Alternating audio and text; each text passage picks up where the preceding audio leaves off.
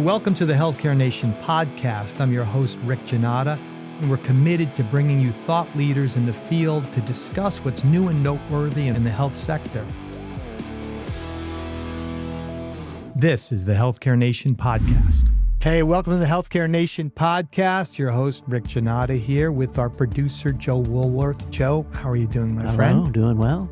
I know you've got some questions teed up. I think, the markets have been on your mind and what's happening. So let's hear it. Yeah, first question, the U.S. downgrade that happened recently, and I want to know your thoughts on the implications for this specific downgrade to the healthcare sector, including healthcare delivery, medtech, and biotech. Yeah, and we'll unpack and put investment in that as well. I think, first off, look, risk perception, that's what I think is going to be the overarching thought process that I'm saying is going to be influenced by this decision, particularly in the health sector, and how that relates to investment. So if I was to go deeper on that, I would say, and I'm not an expert, these are my thoughts, I don't believe this is expected to cause some mass sell-off of Treasury holdings, but the perception of increased risk may very well affect investors' decisions in the short and long term. I mean, that's just a reality. So I think a perceived increase in risk could lead to this tightening of capital markets and a potential reduction in cash flowing into the investment side of the health sector. So what about healthcare costs overall? Look, concerns around the deficit, which pre-existed before this downgrade, could be exacerbated and spark more debate, not only politically, but amongst other circles in the investment community about controlling healthcare costs, which could potentially lead to tighter budgets and spending cuts. So that's a reality. And how do you cross a line from there to what the government would do? It could impact Medicare and Medicaid. So what about our favorite topic? How does this downgrade in the U.S. affect innovation in the space? Yeah. So look, we talk about tech and innovation. We're getting ready to have our next podcast focus on that as well. If I think about med tech and biotech innovation specifically, we know this, they heavily depend on a mix of public and private funding, mostly private funding, right? I mean, public is kind of shrunken down when you think about the government's role. And I do believe there's going to be this kind of caution and maybe trepidation as we move forward due to the increased risk perception that I mentioned earlier. And this could slow down the rate of innovation ultimately if you extrapolate that out. Will this blunt, the development of new technologies and treatments? I don't think so, because there'll always be funding for a good idea. But like anything, I think when there's this fear factor, this risk component that's in there, it can, cast this pall over it that could have some not necessarily long-standing, but some short-term influence. Yeah. How do you think it's going to impact regulatory and what's currently in the pipeline? Yeah, great question. I think the downgrade and let's say the focus on reducing the federal deficit, when you put that together, could lead to more regulatory pressure. So what do I mean on that? I think it could be manifested mostly on the pricing side, because that crosswalks perfectly over into what we're talking about financially. And I think areas like pharma and perhaps med tech will be specifically impacted in that area. Final thoughts then on the downgrade. Look, at the end of the day, I think the immediate impact for healthcare and the health sector is probably going to be limited. The long-term implications, we really don't know where they're going to be at. But the bottom line is you got to think about this fundamentally, right? Anyone who's a stakeholder in healthcare delivery in the health sector should understand this and really monitor the fiscal as well as, and I'm saying this as we look at political elections coming up, those influences on these ongoing developments. And to the extent it's warranted, and I think it probably is, adjust your strategy accordingly, right? Like revisit your strategy. There shouldn't be a 5-year strategy. There should be a 3-year strategy, because this is the way things change. And if you think the markets aren't going to be impacted, they could be. And if you think patients aren't impacted by the market or care delivery isn't, there's a line and a red thread that connects them all. So moving on from the downgrade, today's guest, who do we have coming on? From downgrades to upgrades, I'm really happy that we've got Tony Ulwick on the program for the podcast. And just not to give it away, but our conversations revolved around the application of some of his work in outcomes-driven innovation and jobs to be done in the healthcare space, which was really enlightening. It went way back to his early, learnings in failing with the PCjr that he was part of the team with in IBM, to the incredible successes he's had working with Clay Christensen, who I am an incredible fan of, on his work to be done theory and in Clay's book, The Innovator's Solution. So with that, look, let's welcome Tony Ulwick to the show. Tony, how are you doing, my friend? Great to see you. I am doing great, Rick. Thanks for having me. I appreciate it. We've had this theme of innovation, of disruption, obviously through the lens of the health sector, but what we're really getting down to now is unpacking the core principles of, in today's environment, today's ecosystem, what are those first principles that hold true, and what do we have to look at to change as we move and navigate the future? And I thought there's no better person than yourself to really speak to that, Tony. So that's how I'm going to set it up. What do you think? I like it. Let's jump in. Sounds great. Listen, I love adversity and folks who get beyond that. Obviously, I know your personal story, and you had an experience early on with product failure, specifically IBM's PCjr. I hate to say that's where it started from you, but I think that's a big part of how ODI, outcomes-driven innovation, started. Why don't you talk to us and the audience a little bit about that and how that kind of influenced and informed your perspective? Sure, Rick. That's a great place to start. There's a lot of product managers out there, product people, innovators, who put all their energy into creating products that are really going to change the world. And we all hope we're going to do that. And that was our hope with the IBM PCjr. We were going to compete with Apple. We were going to beat Apple. We were going to take over the home computing market. It was going to be revolutionary. The only problem was the day after the product was introduced, the headlines in the Wall Street Journal read, "The PCjr is a flop." Ouch. Ouch is right. And of course we said, that can't be true. But it was true. It took us about a year to reconcile and finally realized that, wow, we made a big mistake. And that cost IBM about $1 billion. So it wasn't a small mistake, but it got me very interested in innovation, because I thought, this was me starting out in the 1980s, right? I thought IBM didn't make mistakes. I didn't know that companies with that kind of resource could put out products that would fail. But as it turns out, companies do it all the time, right? In fact, they still do it all the time. And this got me very interested in innovation as a process. I started as a manufacturing engineer at IBM. And then after the PCjr debacle, I became a product planner. And I sought a better way to innovate. That was the goal. And so this was early in the 1980s, when the things that were coming out then were like voice of the customer, house of quality, statistical process control, conjoint analysis. And I learned all about all those different tools and processes, only to realize that there really was no innovation process. It was kind of guessing, right? Let's come up with ideas and hope they win in the marketplace. And that was certainly IBM's approach, a very technology first mindset. But there had to be a better way, right? And so I spent my last 6 years at IBM trying to think through a better approach to innovation. I came up with the concept of outcome-driven innovation, and I left IBM in 1991 to start Strategen. And since then, we've worked with dozens, hundreds of companies around the globe to help them apply a different mindset to innovation so that they could succeed with a high success rate instead of having to deal with a low hit rate. Yeah, really fascinating, particularly when you put it in the time frame of what you described with the PCjr. That wasn't I would say, from an organizational perspective, a period in business where failure was embraced. It wasn't like fail fast, fail often. It wasn't a sign of an enthusiastic innovation process, right? I mean, so you must have taken some hits with that as well. Yeah, absolutely. And you're right. A lot of people, even to this day, don't think innovation is a process. So there's a problem. Yeah, absolutely. Right?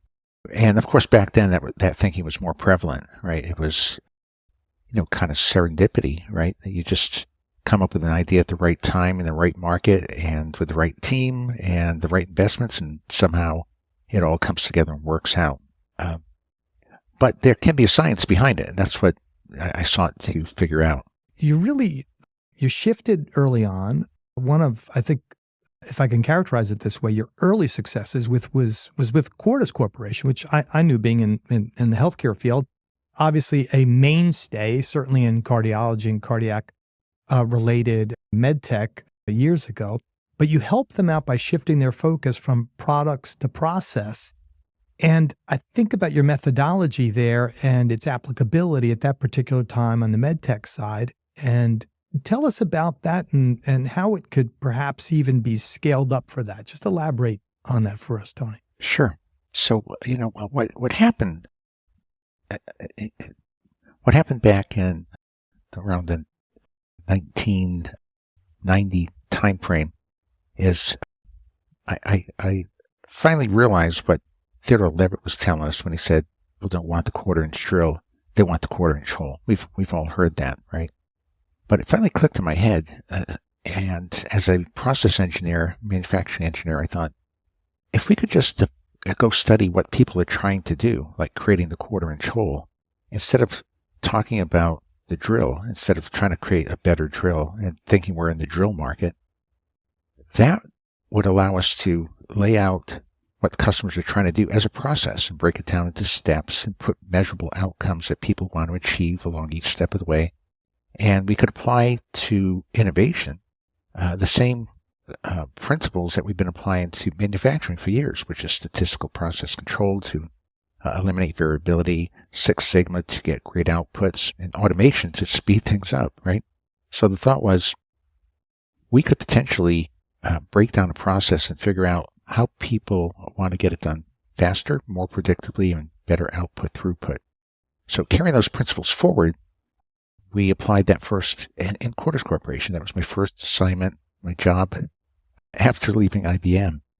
And instead of talking to interventional cardiologists about angioplasty balloons, we interviewed them to figure out what process they're trying to go through when restoring blood flow to an artery.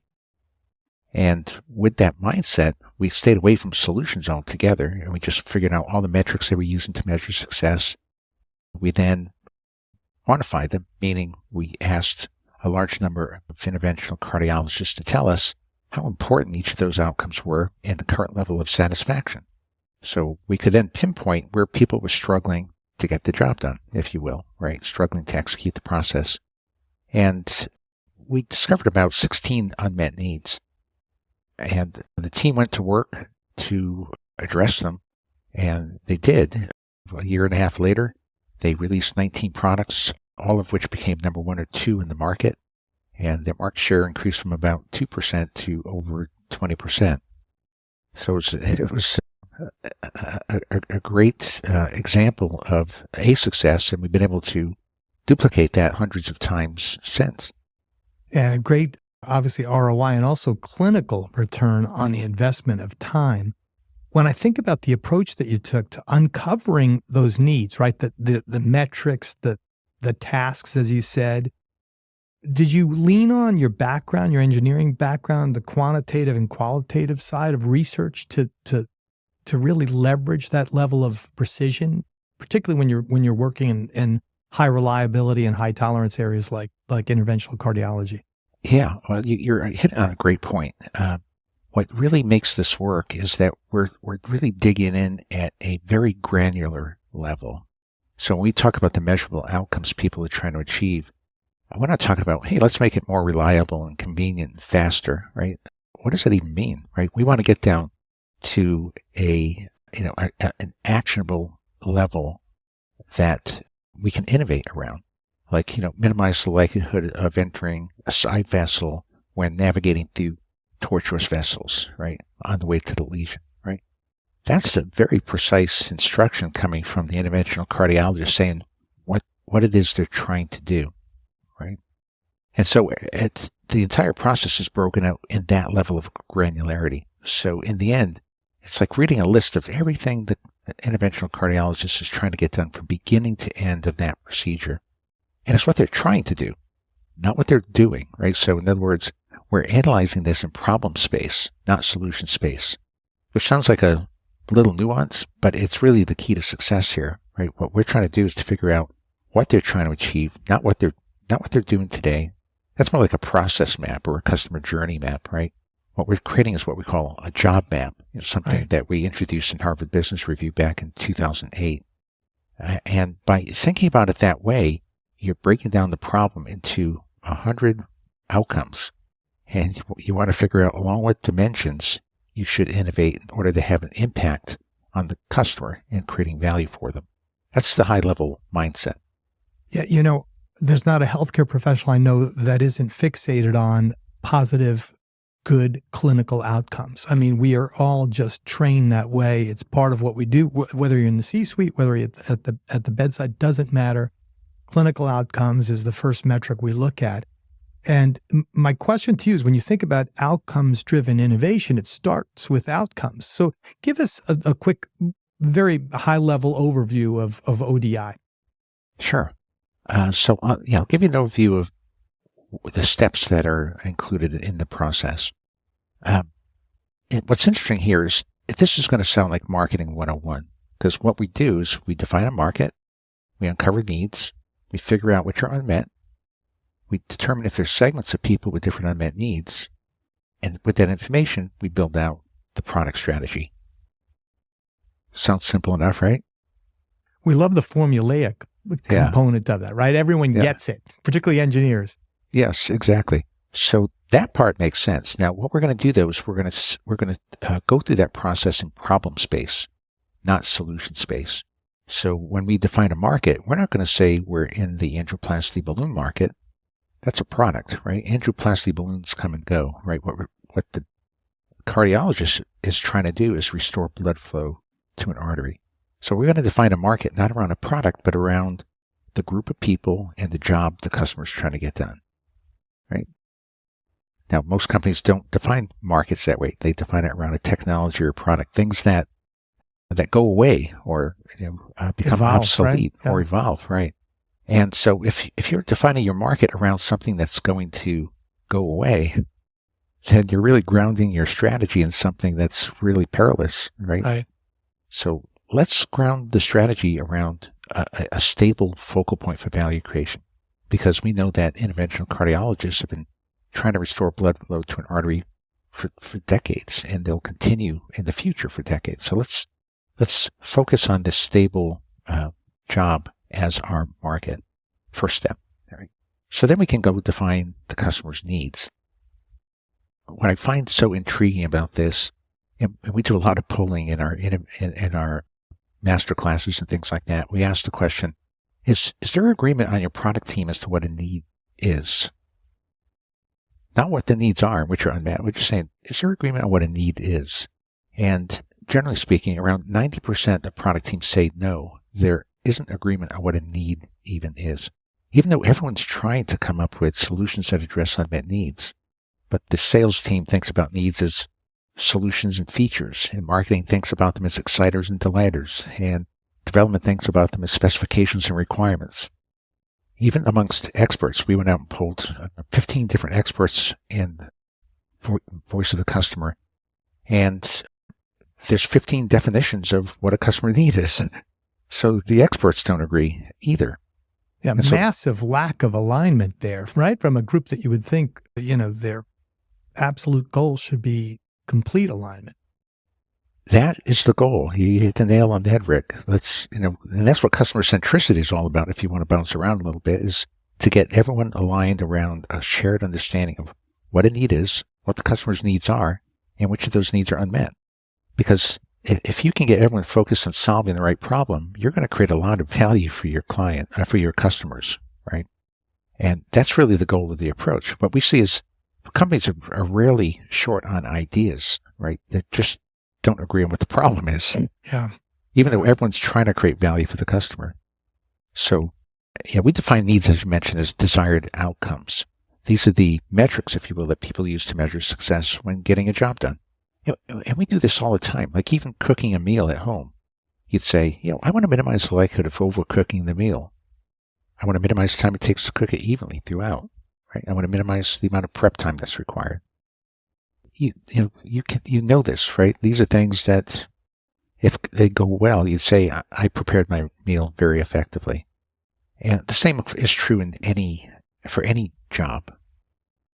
So breaking this down and figuring out what all those metrics are, although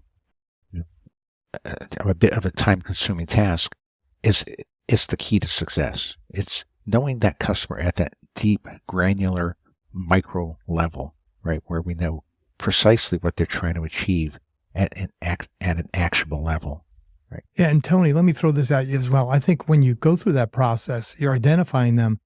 You can also extract the variables or at least smooth them out so that you have a heck of a lot less friction, if I could use that term, moving forward, and a smoother process, much more efficient.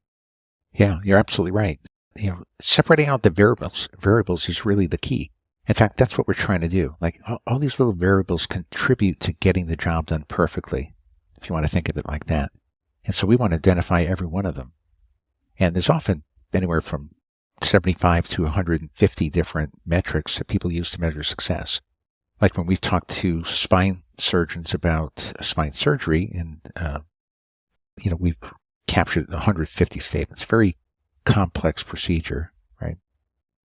But that's where you have to go in order to figure out where in the job you want to create value. So it's a different mindset, and it's really required different techniques for market research. And we still see this to this day. A lot of market researchers believe that you can't ask people to comment on more than 30 items, or that your surveys have to last no more than 10 minutes, or that could go on. But none of that's true. We've been doing surveys for years that people enjoy taking because it's laying out what they're trying to achieve in a language that they can really understand, and it really appeals to them. So, developing these techniques to get this kind of information was really a breakthrough in making this a possibility.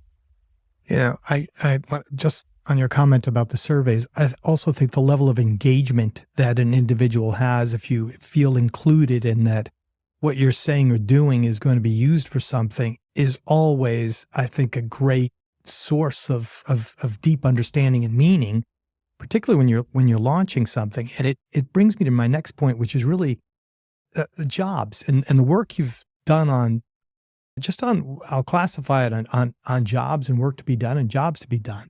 And I want to go back to Clayton Christensen, who I know that you worked with, and he obviously led to the popularization of the job that customer hires a product for.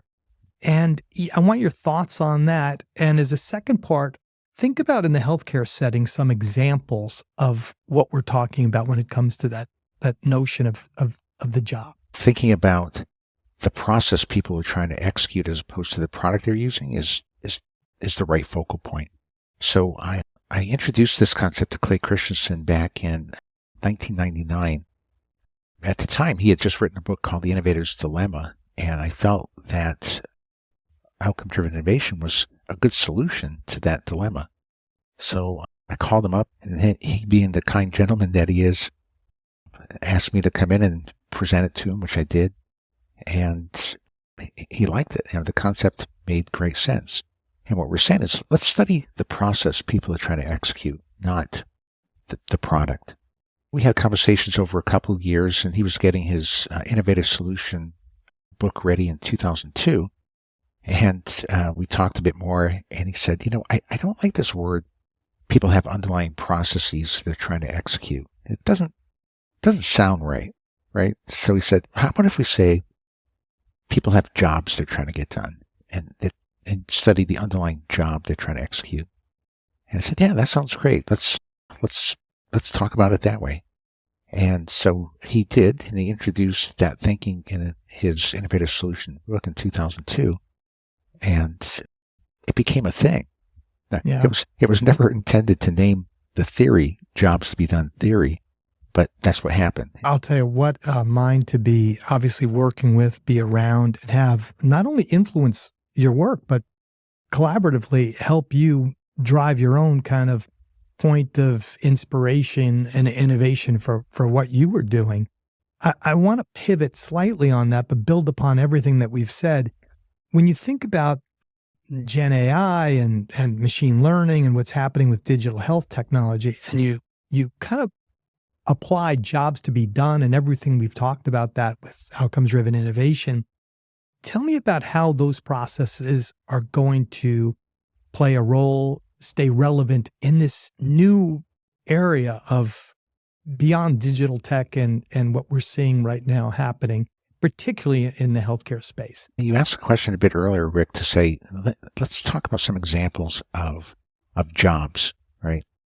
Like a provider trying to diagnose a health condition, or a patient trying to select a health insurance plan. That's a group of people getting a job done, right? Or ENTs trying to restore nasal airflow, or individuals trying to maintain blood sugar levels within the desired range, or the interventional cardiologist trying to restore blood flow in the artery, or the neurosurgeon trying to protect brain cells from damage while recovering from a severe traumatic brain injury. Or I could go on forever. By the way, and Tony, I love that you're using outcomes in every. It's the focal point of every example you're giving is the context of outcome. That's exactly right. And we call it, at the high level, we're saying this is the job to be done, right? And then we're going to define all the other, this is the ultimate outcome in this space, right? Like OR managers trying to optimize workflow for surgical block, goes into the operations area of healthcare, or orthopedic surgeons trying to restore and maintain pain-free joint function. And we've studied dozens of jobs in the medical space over the years, but you get the general idea, right? I think when you frame it that way, it's absolutely intuitive, certainly for anyone who works in healthcare delivery, any area of the sector. It's very, very intuitive because we're so outcome, oriented. That's true. And we see it in the medical space when we're doing our interviewing as well. There's nothing better, in my opinion, than interviewing surgeons or nurses or medical staff that have executed these processes hundreds, thousands of times, right? And one of my cohorts here, we sat together with 2 spine surgeons for about 6 hours and collected 150 outcomes that described exactly what they were trying to achieve when they went through the surgical procedure to repair a disc in the spine. And that's what it takes, right? That's the kind of mindset shift that is required in order to make these kinds of gains. So let's go back to where I was thinking with respect to the future. And again, Gen AI, machine learning, everything that's happening. Yeah. I can't think of a role that isn't going to be influenced by that, whether it's augmented or even as part of the key, say, component to delivering at least an initial answer to a problem. Yeah. How do we apply ODI, jobs to be done, in that framework? Yeah, that's excellent, because we've seen this play out before. People buy products to get a job done, right? And we can capture all the metrics people use to measure success when getting the job done. And then when we look at all those metrics, Rick, what we can see pretty quickly is that some of those can be addressed with a hardware-related product. Some require a service type of product. Some require software tools for decision-making or AI for decision-making. And some require digitalization, right? So we've seen this play out. I'll give you a good example from the agriculture space. We worked with Bear Crop Science 12 years ago now and studied the job of growing a crop. We saw that there were a whole bunch of outcomes related to the seed, planting it, that kind of thing, the service components built into it. And there were about 50 outcomes that related to making better decisions as you went through the growing process. And we said, there's an opportunity here for a software tool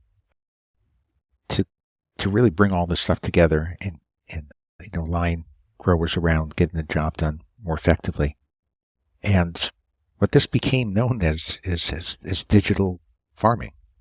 Now it's a whole thing where we digitized all those key aspects of growing a crop. And I see the same thing happening today, Rick, with AI.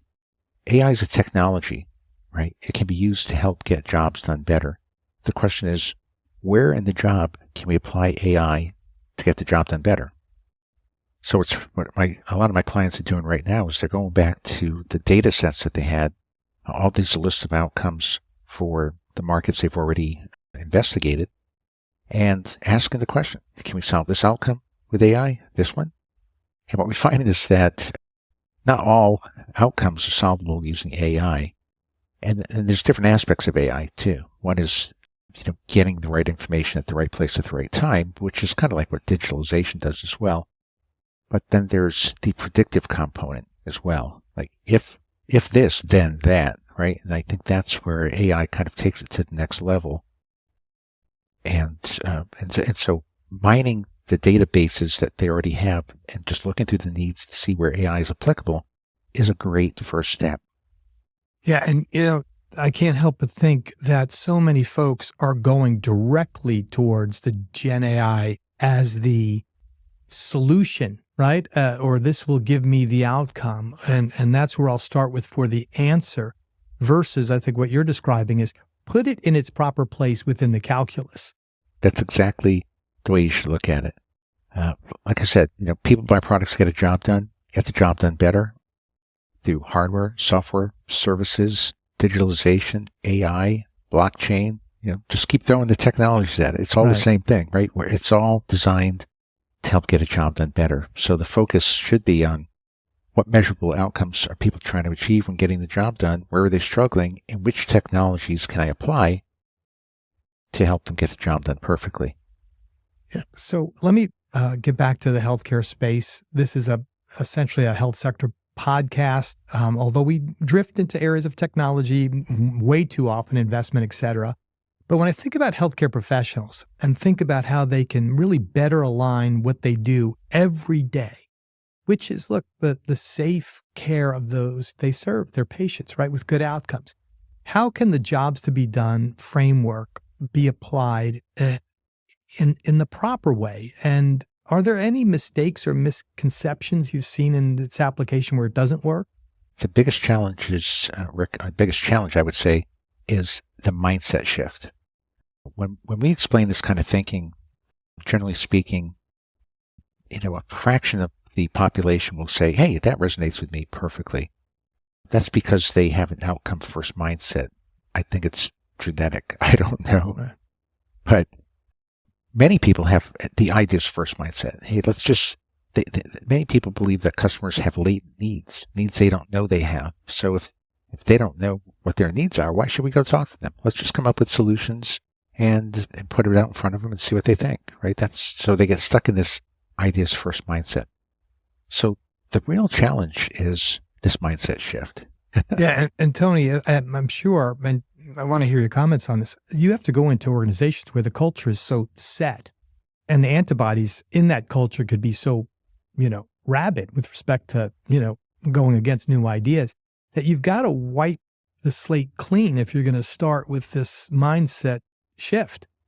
I mean, have you experienced that yourself? And how do you get over that, by the way? Is it just the proof's in the pudding?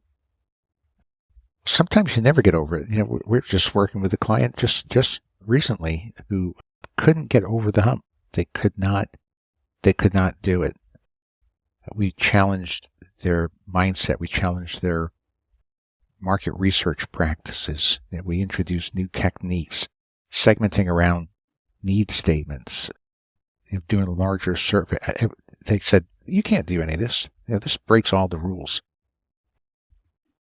And, while we used to see that more frequently than not, it still happens. Like I said, just recently happened with a very large company that I can't mention, not in the healthcare space, but it's still fascinating, right? And this is why I think we're still in business. Right. Yeah. I always thought when I wrote my books and things like that years ago, people would read it and go, well, of course, let's just do that and be done with it. But it's amazing that people want to support the status quo. They are ideas first. They don't think innovation's a process. They don't think you can understand customer needs, and that's what we're battling against. But I think the proof is in the pudding. To answer your question, what do we do? We find enough support within the organization. We get projects through ideation, so there's a product concept, and we can show upfront that this product is going to win in the market. And I love when we present this to clients. We show the design product in the middle, and we say, this product's going to win. And here's why. It's got this set of features. Well, why are they the right set of features? Because it addresses these outcomes. How do we know they're the right outcomes? Because we discovered a segment of the population in which all these outcomes are highly underserved, and people are willing to pay more to get the job done better. So the solution that we've devised will solve them, and you'll be able to increase market share in this 50% slice of the market. No, great example. Great example. And let me riff on that a second, because I've read, and obviously I've read your books and some of the white papers, that customers often have more than 100 needs in a given market. The process of identifying those needs and leveraging outcomes-driven innovation in the process, it speaks directly to that, right? I mean, but it's a heavy lift. It is a heavy lift, and people aren't used to that. They're used to thinking of needs as these higher level statements or solutions even. Like I said, there is no agreement on what a need is. And we've spent a lot of time defining a need around science, basically. We're saying, people are trying to get a job done better. What does better mean? Better means faster, more predictably, with a great result, higher output throughput. That means all our statements should explain how to get the job done faster, more predictably, higher output throughput. So now that we know what a need is, now we can go capture them. And what we do, Rick, when we're interviewing customers is we teach them this stuff. We tell them what we're doing, and we tell them the kind of statements we're trying to collect. And generally, we're like in a Zoom meeting like this, where we have our screens up and we're showing them what we're typing in. And we're saying, okay, so what you're saying is you want to minimize the time it takes to reach the lesion, or minimize the likelihood of entering a side vessel when going through a tortuous path, right? And so we'll write those statements down, and they'll say, yeah, that's what we're trying to do, right? And so they see what kind of inputs we're looking for. And by the first hour, they're off talking like this. They said, oh, now I know what you're looking for. But get this, Rick, this has always amazed me. In most customer interviews, the interviewer and the interviewee don't know what information they're trying to collect because they don't agree on what a need is. So the interviewer can't tell the interviewee, here's what I'm looking for, because they don't know. So they generally have these conversations. They get these transcripts that are pages and pages long. And then they have to go later on and read through them and try to figure out what inputs are useful. Yeah. Right. Which is extremely inefficient. And so yeah, that's what came to mind. What a waste of time. The lack of alignment, not that they're disagreeing, but the lack of a shared, construct is just nothing but a waste of time, I think, in so many of those cases. Yeah, exactly. There's a better way. Right. Listen, Tony, one of the things also that I read was that just the 20% rule. We all have our versions of this, but I love when you look at, from your perspective, predictable innovation success, the 20% rule. And I think it's the notion that products that get the job done are 20% better or more, or are very much more likely to win in the marketplace. Tell us more about your work on this, the discovery side of this, and because a lot of this podcast is about innovation, how can innovators apply this in their own work, in their own job? Yeah, and you're on a great point. The 20% rule, I sometimes say 15, 20, but it's in this range. But here's the theory, right? And the reality. people won't switch to a new product or a new brand if it only gets the job done a teeny bit better, right? There's too much legacy, right? It's too hard to overcome the adoption barriers and things like that. They don't want to have to learn how to use another product or things like that. Now, what companies often do is they'll uncover a customer need that's unmet, and in the next version of the product they address it. Well, that's all well and good, but they're only getting the job done a little better, and it kind of goes unrecognized, right? And now 6 months later, they come up with the next release. They focus on one little thing and they get the job done a little better. Again, incremental improvement, nothing radical, nothing big, hard to market, right? And so they're really wasting their gunpowder, if you will, because as it stands right now, there might be 20 or 30 unmet needs in the market. You need to know all of them. Well, let's discover all the unmet needs, and each iteration of the product, you should get the job done significantly better. That's what meaning check the box off on as many of those needs as you possibly can. Within reason. Yeah, that's exactly right. Yeah, that's exactly it. Because what you're trying to do is get the job done 15, 20% better or more, right? So if you can get in that range, you can win. And you're not going to do it by satisfying one unmet need, generally speaking, right? You're going to have to go after a bunch of unmet needs. And if you can't agree on what a need is or what the needs are, which are unmet, then you are stuck, right? And so that's the problem we're trying to fix. But once you have that information, like we worked with Kroll OnTrack, this was a company that was entering the electronic evidence discovery market. They weren't even in the space, right? There were a bunch of players in there. They disrupted the whole market by coming up with a solution that got the job done significantly better. And what we did with them is we uncovered about 60 unmet needs, highly underserved market. Their first iteration of the product addressed about half of them, and they led the market for years to come. But what they would do year after year is just go after that next batch. What is the next set of unmet needs? What is the next set? Nobody could catch up with them. They were in the Gartner Magic Quadrant for 15 years. Nobody could catch them. And it's because they were on I'd like to say it like this, they were on the most efficient path to growth. Mm-hmm. They were always focused on needs that were most unmet across the biggest customer population. And if you have those insights, you can be extraordinarily efficient at creating customer value, being customer-centric, and of course that all equates back to revenue growth and company growth in general. Let me pull in outcomes-driven innovation, jobs to be done together, package them together in my mind, and think about the challenge that healthcare just puts on the table, healthcare delivery across the board. And Tony, just describe to me how the process, both of those processes, either together or independently, can be applied in the healthcare delivery space. And I'm saying this because, look, we all know this, most expensive per capita. When you take a look at life expectancy going backwards, some of the stats we have are obviously less than admirable here in the United States. There is a lot of work to be done. And that work comes down to we need better outcomes, and someone's got to take a look at the jobs that we're doing. So when I think about outcomes and I think about jobs, it's just this is the place to start. So tell me, I'm sure you're working in the space. You described this obviously in some of our conversation, but where do you go from there? How do you apply it? And what would you say if you had a room full of hospital CEOs that Stratogen and ODI and jobs to be done could do for their organizations? Yeah, that's a great question. And, this market, just healthcare in general, is one of the more complicated markets that exist.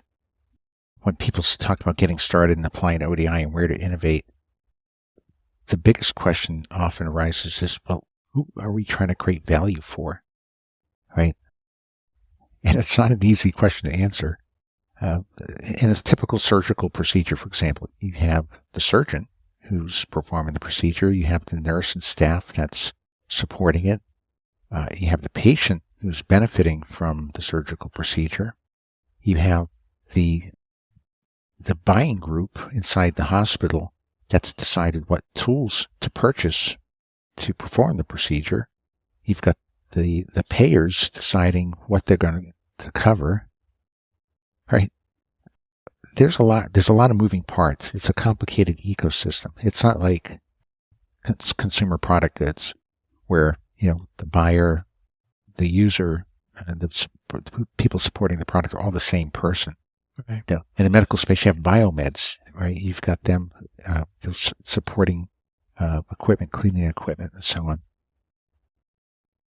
So the first question is, who are you trying to create value for?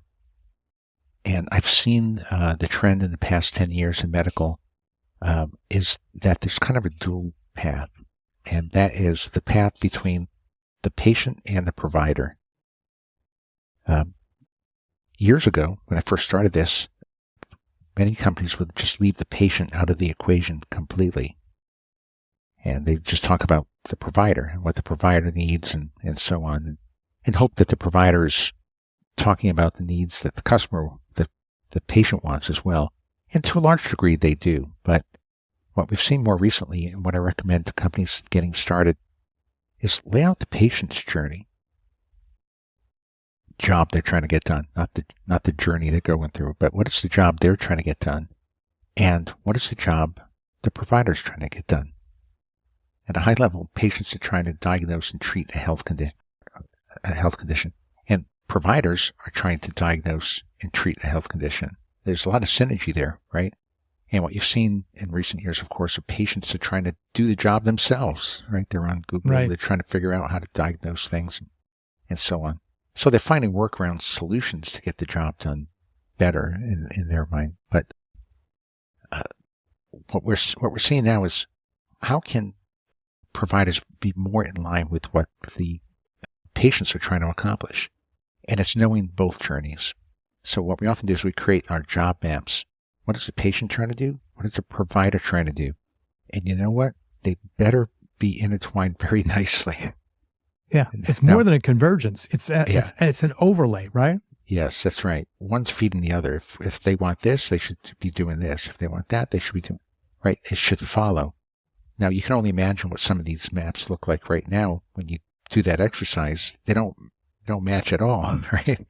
Which, of course, is part of the problem. So, what I would suggest to companies in this space is to just think about the entire ecosystem, incorporate from beginning to end, like we see it in pharma companies as well. They're looking to, they may make drugs, but what they're looking at now is the entire care pathway from beginning to end. The drug is part of the treatment, but that's only part of what the patient's trying to do, right? They're trying to diagnose, they're trying to pick the best treatment option, get treated, monitor the treatment condition, make modifications to treatment, and so on. Right? So it's more than just delivering the drug. There's a lot more value to be understood and created and delivered. And we've worked with a number of companies in pharma who've recognized this and have been heading down that path as well. It's that entire journey and all of the, chatter that could distract that's around that, particularly in today's world with social media, et cetera. You need to have that aligned focus and that singular outcome as at least a goal. That's what comes to mind for me. And that's what I love about outcomes-driven innovation, particularly with startups in the healthcare space. And not only that, but on the care delivery side. Yeah. Tony, let me wrap things up with this final question. With your experience, your insights, obviously having worked with so many companies around the world, what advice would you give to healthcare innovators specifically who want to create those breakthrough solutions, those game-changing solutions that we really need for their patients, for customers and consumers? So what would it be? How could you distill it down if you're going to give advice to these, aspiring healthcare innovators? First, pick your market. Decide who you're going to go after, what group of people and what job. And define your market, then define the needs, then define the product concept, right? Solve for one variable at a time instead of trying to do all three. And that really simplifies the process quite dramatically, so you're not stuck in this recursive loop, because you don't want to run out of money before you come up with the answer, right? So Talk about a dilemma. There's no doubt. yeah. Well, Tony, this has been a masterclass in obviously outcomes-driven innovation.